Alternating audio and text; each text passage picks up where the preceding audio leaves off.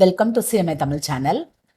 நம்ம டைரக்ட் டாக்ஸேஷனில் income from business or profession பார்த்துட்ருக்கோம். இப்போ இந்த இன்கம் ஃப்ரம் பிஸ்னஸ் ஆர் ப்ரொஃபஷனில் இன்கம் சார்ஜபிள் டு டேக்ஸ் என்னென்ன, இன்கம் நாட் டாக்ஸபிள் என்னென்ன அப்படின்னு பார்த்துட்டோம். இப்போ நம்ம பார்க்க போகிறது எக்ஸ்பெண்டிச்சர்ஸ் அலோட் அஸ் டிடக்ஷன் பார்க்க போகிறோம்.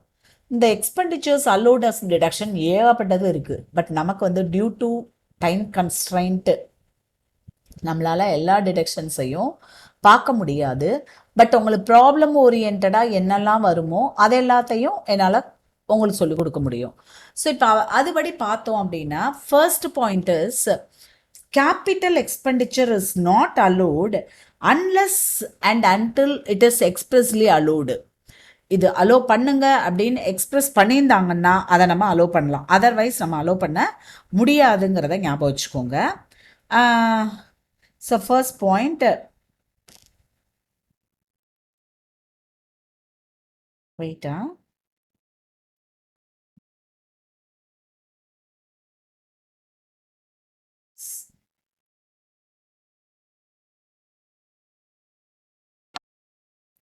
say expenses allowed.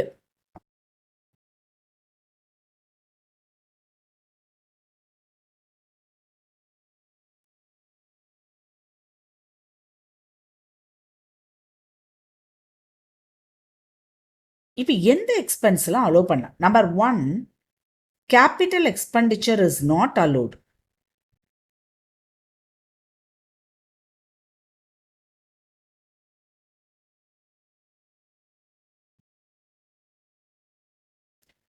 பட் நான் என்ன சொன்னேன்?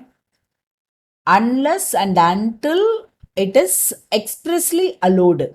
அலோடுன்னு கொடுத்துருந்தாங்கன்னா அதை அலோவ் பண்ணலாம், ஓகேவா? எக்ஸ்பிரஸ் பண்ணியிருந்தாங்கன்னா.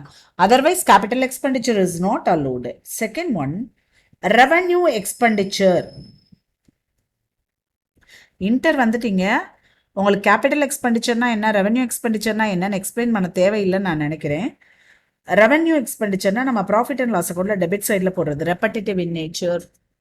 ஸோ அந்த மாதிரி இருக்கிறது ரெவன்யூ எக்ஸ்பெண்டிச்சர். கேபிட்டல் எக்ஸ்பெண்டிச்சர் அப்படின்னா இட் இன்க்ரீசஸ் த ப்ரொடக்டிவிட்டி. அந்த எக்ஸ்பெண்டிச்சர் வந்து which will increase the productivity, அதுதான் capital expenditure. So it is not allowed to find out the business income, but revenue expenditure is allowed. இதுதான் நீங்கள் முதல்ல பார்க்க வேண்டிய point. ஏன்னா நமக்கு ப்ராஃபிட் அண்ட் லாஸ் அக்கௌண்ட் பொறுத்த வரைக்கும் இந்த ரெண்ட், சேலரி இப்படி தான் கொடுத்துருப்பாங்க. ஸோ அந்த கொடுத்துருக்கதை வந்து நம்ம வந்து எதெல்லாம் வந்து நமக்கு ரெவன்யூ எக்ஸ்பெண்டிச்சர் அப்படிங்கிறத நம்ம கரெக்டாக ஜட்ஜ் பண்ணி அதை வந்து நம்ம கரெக்டாக காட்டணும். அதனால தான் நம்ம capital expenditure is not allowed but revenue expenditure is அலோடுங்கிறத நம்ம கரெக்டாக சொல்கிறோம். அதுக்கு அடுத்து அப்படின்னு பார்த்தா நான் assessable business, expenditure of non assessable business. இந்த நான் அசஸபிள் பிஸ்னஸ்னா அக்ரிகல்ச்சரல் இன்கம் வந்து நம்ம அசஸ் பண்ண மாட்டோம். ஸோ அதுக்குரிய எக்ஸ்பெண்டிச்சர், அக்ரிகல்ச்சரல் இன்கம்மை நம்ம இன்கம்ல ஆட் பண்ண மாட்டோம் டாக்ஸ் பர்பஸ்க்கு. அப்போ அதுக்குரிய எக்ஸ்பெண்டிச்சரை வந்து நம்ம வந்து அலோ பண்ணலாமா அப்படின்னா not allowed. So expenditure of non assessable business,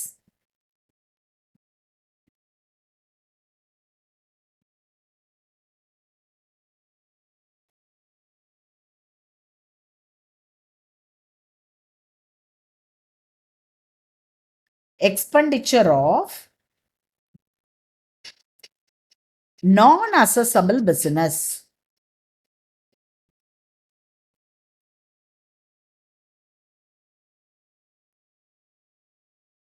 It's not allowed.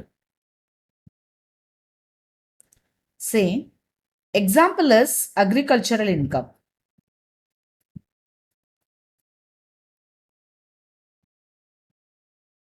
Agricultural income is not taxable. That is why agricultural expenditure is not allowed. Okay, this is the third point. And then fourth point, rent, rates, taxes, repairs and insurance for building. நல்லா கவனிங்க, it shall be allowed. இது எல்லாமே நமக்கு revenue expenditure, நமக்கே தெரியும், building சம்மந்தப்பட்டது. rent, rates, repairs, and insurance. For building, even though building is a capital asset, அதுக்குரிய rent, rates, repairs and insurance are allowed. இந்த expenses எல்லாமே நமக்கு allowed. அடுத்து next one, இதே மாதிரி பில்டிங்க்கு எப்படி பார்த்தோமோ அதே மாதிரி repairs and insurance of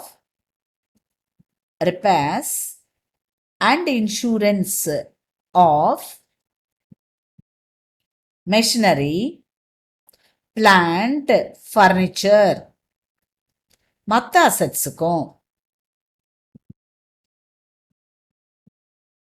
are allowed as deductions.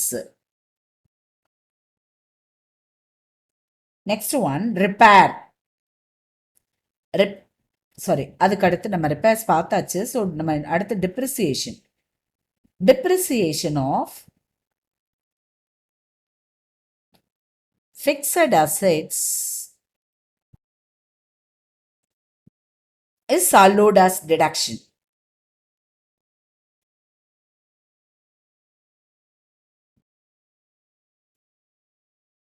Okay, so இந்த டிப்ரிசியேஷன் பற்றி நம்ம நிறைய படிக்க வேண்டியது இருக்குது ப்ராஃபிட்ஸ் அண்ட் கெயின்ஸில். ஸோ இப்போதைக்கு தெரிஞ்சுக்கோங்க, அது வந்து நமக்கு allowed as deduction அப்படிங்கிறத. அதுக்கப்புறம் இந்த payment to associations and institutions for rural development programme. So payment to rural development program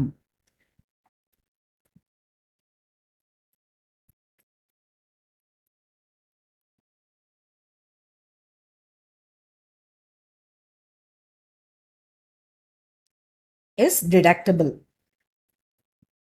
allowed. allowedங்கிற வார்த்தை தான் நம்ம யூஸ் பண்றோம். So it is allowed. Payment to rural development programme. அடுத்து expenditure on agriculture extension project. Expenditure on agriculture extension project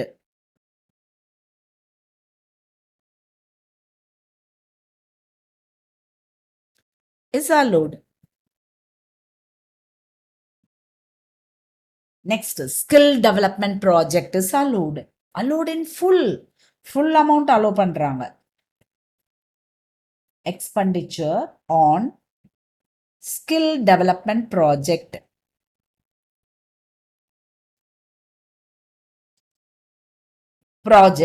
is also allowed. The next one, amortization of preliminary expenses. preliminary expenses amortize பண்ணுவாங்க இல்லையா? So amortization of preliminary expenses.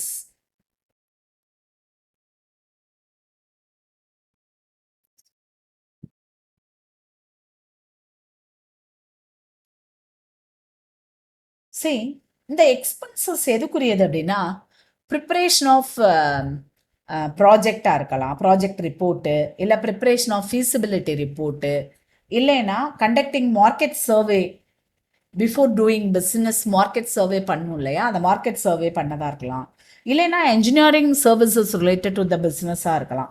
So இது எல்லாத்தையுமே நம்ம வந்து preliminary expenses, அதாவது ஒரு business ஆரம்பிக்கிறதுக்கு முன்னாடி ஆகிற எக்ஸ்பென்சஸ் அப்படின்னு நம்ம சொல்கிறோம். இப்போ இது வந்து 5% of the cost of the project தான் இருக்கணும் கண்டிப்பாக, compulsory, it's a condition. So எப்போ எலிஜிபிள் அப்படின்னா மேக்ஸிமம் வந்து